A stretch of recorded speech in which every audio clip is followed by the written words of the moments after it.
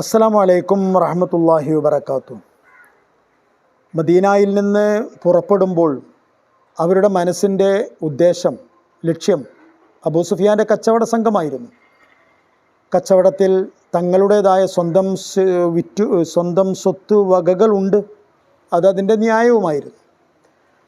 അതുകൊണ്ട് തന്നെ അതുമായി ബന്ധപ്പെട്ട അല്ലെങ്കിൽ ആ വിഷയത്തിൽ തൽപരരായ ആൾക്കാർ മാത്രമേ നബിൻ്റെ ഒപ്പം പോന്നിട്ടുള്ളൂ. പക്ഷേ ഇപ്പോൾ സംഗതി വശാൽ എത്തിപ്പെട്ടിരിക്കുന്നത് കച്ചവട സംഘത്തിൻ്റെ മുമ്പിലല്ല, ഒരു സേനയുടെ മുമ്പിലാണ്. സേനയുടെ മുമ്പിൽ എത്തിപ്പെടുമ്പോൾ പ്രത്യേകിച്ചും പുറപ്പെട്ട ലക്ഷ്യമല്ലാത്ത മറ്റൊരു ലക്ഷ്യത്തിൻ്റെ മുമ്പിൽ എത്തിപ്പെടുമ്പോൾ പൊതുവെയും സംഘത്തിൻ്റെ നായകനായ നബി സല്ലല്ലാഹു അലൈഹി വസല്ലമ തങ്ങൾക്ക് ചില ബാധ്യതയുണ്ട്.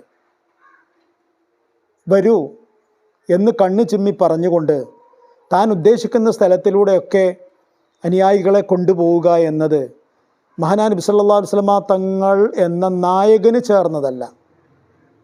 മാത്രമല്ല, നബി സല്ലല്ലാഹു അലൈഹി വസല്ലമ തങ്ങൾ അങ്ങനെ ചെയ്യുന്ന ഒരു ഏകാധിപതി ആയിരുന്നില്ല. അതുകൊണ്ട് മഹാനായ നബി സല്ലല്ലാഹു അലൈഹി വസല്ലമ തങ്ങൾ ഒരിടത്ത് എല്ലാവരെയും വിളിച്ചു ചേർത്തിക്കൊണ്ട് അവരോട് കാര്യങ്ങളെല്ലാം പറഞ്ഞു. എൻ്റെ പ്രിയപ്പെട്ട അനുചരന്മാരെ, നമ്മൾ ഇപ്പോൾ എത്തിപ്പെട്ടിരിക്കുന്നത് ഇത്തരം ഒരു സാഹചര്യത്തിലാണ്. അതുകൊണ്ട് ഇനി ഇവിടെ നിന്ന് അങ്ങോട്ട് പോകണമെന്നുണ്ടെങ്കിൽ അതിന് പുതിയ മനസ്സ് വേണം. മാത്രമല്ല, പുതിയ ധൈര്യം വേണം. കച്ചവട സംഘത്തെ തടയാൻ വേണ്ടിയാണ് വന്നിരുന്നത്. അതിനാവശ്യമായ മാനസികമായ ഉന്മേഷവും ഉത്സാഹവും ന്യായവും മാത്രമാണ് ഉണ്ടായിരുന്നത്. ഇനിയിപ്പോൾ ഉണ്ടാവുകയാണ് എങ്കിൽ ഒരു യുദ്ധത്തിന് മുമ്പിലേക്കാണ് പോകുന്നത്. അതുകൊണ്ട് നിങ്ങളുടെ മാനസികമായ നില എന്താണ്? പറയൂ. നിങ്ങളുടെ അഭിപ്രായം എന്താണ്? നമുക്ക് മുന്നോട്ട് പോകണമെന്നാണോ നിങ്ങളുടെ അഭിപ്രായം? നമുക്ക് മുന്നോട്ട് പോകാം. അള്ളാഹുവാണ് നമ്മുടെ കാര്യങ്ങളെല്ലാം തീരുമാനിക്കുന്നത്.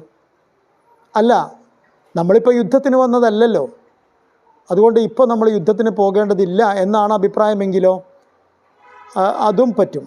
കാരണം നമ്മൾ യുദ്ധത്തിന് വന്നതല്ലല്ലോ സത്യത്തിൽ. അതുകൊണ്ട് നിങ്ങളുടെ അഭിപ്രായം പറയൂ. നബി സല്ലല്ലാഹു അലൈഹി വസല്ലമ തങ്ങൾ അഭിപ്രായം ചോദിച്ചു കഴിഞ്ഞപ്പോൾ ഒന്നാമത്തെ ആൾ എഴുന്നേറ്റ് നിന്നു. എഴുന്നേറ്റ് നിൽക്കേണ്ടവരിൽ ഒന്നാമത്തെയാളും മഹാനായ അബൂബക്കർ സിദ്ദീഖ് റളിയല്ലാഹു അൻഹു. അദ്ദേഹം പറഞ്ഞു, നബിയെ, ഞങ്ങൾ അങ്ങയോടൊപ്പം വന്നവരാണ്, അങ്ങയോടൊപ്പം ഇറങ്ങിയവരാണ്. അതുകൊണ്ട് ഞങ്ങളോട് ചോദിക്കേണ്ട ആവശ്യമില്ല. ഫംളി ഇലാ മാ തുരീദു യാ റസൂലല്ലാഹ്, എന്തിലേക്കാണോ നിങ്ങൾ ഉദ്ദേശിക്കുന്നത്?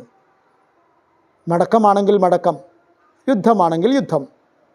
അവിടെ ആയുധത്തിൻ്റെ പ്രശ്നമോ എണ്ണത്തിൻ്റെ പ്രശ്നമോ ഒന്നുമില്ല. അങ്ങയുടെ ഉദ്ദേശം എന്താണോ, അങ്ങയുടെ ആഗ്രഹം എന്താണോ, അതാണ് നടക്കേണ്ടത്. അത് നടക്കാൻ ഞങ്ങളൊപ്പം ഉണ്ടാകും. രണ്ടാമത്തെ ആൾ എഴുന്നേറ്റ് നിന്നു. രണ്ടാമൻ തന്നെ ഉമർ ഖത്താബ് റളിയല്ലാഹു അൻഹു. അദ്ദേഹവും പറഞ്ഞു, നബിയെ, ഇതൊന്നും ഇങ്ങനെ ചോദിക്കേണ്ട ആവശ്യമില്ല. ഞങ്ങൾ എന്തിനും തയ്യാറായി ഇറങ്ങിയവരാണ്. ഒരു യുദ്ധത്തെ ഒന്നും ഞങ്ങൾ ഒട്ടും ഭയപ്പെടുകയില്ല.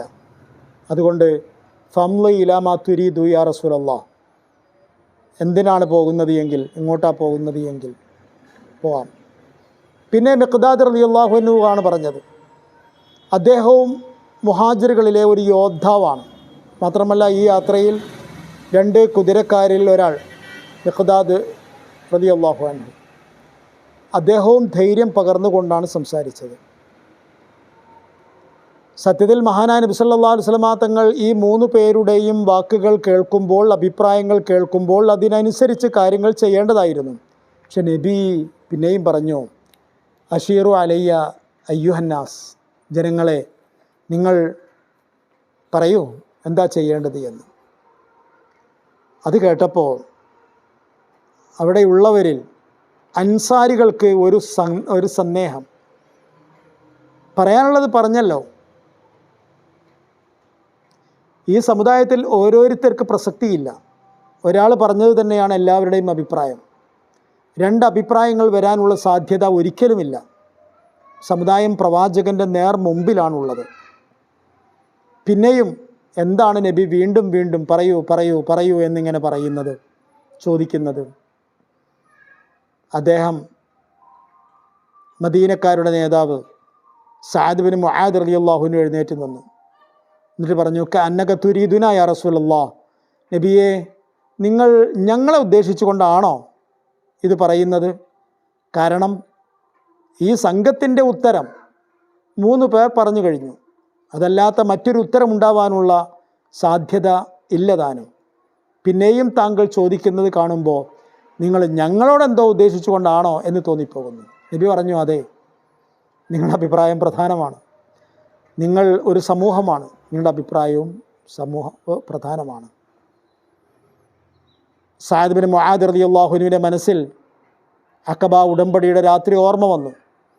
അവസാനത്തെ ഉടമ്പടിയിൽ മഹാനായ നബി സല്ലല്ലാഹു അലൈഹി വസല്ലം തങ്ങളുടെ കരങ്ങൾ പിടിച്ചുകൊണ്ട് അവർ സത്യസാക്ഷ്യം ചെയ്തത്, ഉടമ്പടി ചെയ്തത്, നബിയെ ഞങ്ങളെയും ഞങ്ങളുടെ സമ്പത്തുക്കളെയും ഞങ്ങളുടെ സന്തതികളെയും ഞങ്ങളുടെ കുടുംബത്തെയും എന്തിൽ നിന്നെല്ലാം എவ்விധമെല്ലാം സംരക്ഷിക്കുമോ അങ്ങനെയെല്ലാം അങ്ങയെയും അനുയായികളെയും ഞങ്ങൾ തുണക്കും, ഞങ്ങൾ സംരക്ഷിക്കും.